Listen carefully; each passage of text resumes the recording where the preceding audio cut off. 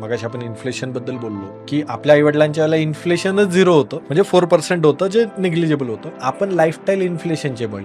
Lifestyle inflation म्हणजे काय? आज जर समजा मी पीटर इंग्लंडचा शर्ट वापरतो जो 1,500-2,000 रुपये मध्ये होतो, उद्या मी बोललो की मला अजून चांगला ब्रँड कडे जायचंय, तर मग मला 4,000 रुपयाचा शर्ट, बरोबर, झोडेकचा शर्ट मला घ्यायचा आहे. मग मी जो 2,000 रुपये खर्च होणार तो मी 4,000 केला. आणि लाईफस्टाईल इन्फ्लेशन 100%. आज मी सॅमसंग मोबाईल वापरतोय 50,000 रुपयाचा, पण मी फोमो फॅक्टर मध्ये माझे सगळे मित्र घेत आहेत म्हणून मी तोही घेतोय. मग याच्यासाठी काय की जर आपल्या पत्तीला, म्हणजे दोघांना पण, नवरा बायको दोघांना, पहिलं जर कन्व्हिन्स व्हायचंय एकमेकासाठी, पहिलं कॉमन गरज काय जी सगळ्यांची, आज तुमच्याकडे मोबाईल आहे, माझ्याकडे मोबाईल आहे, ही प्रत्येकाची गरज आहे. तसं आपल्याकडे टर्म इन्शुरन्स असायला पाहिजे, हेल्थ इन्शुरन्स असायला पाहिजे आणि पहिलं सेव्हिंग असायला पाहिजे. हे ब्रह्मा विष्णू महेश सारखे हे पहिल्या टप्प्यात येणारं हे प्लॅनिंग, कारण हे कधीही तुम्हाला कुठेही गाठू शकतं.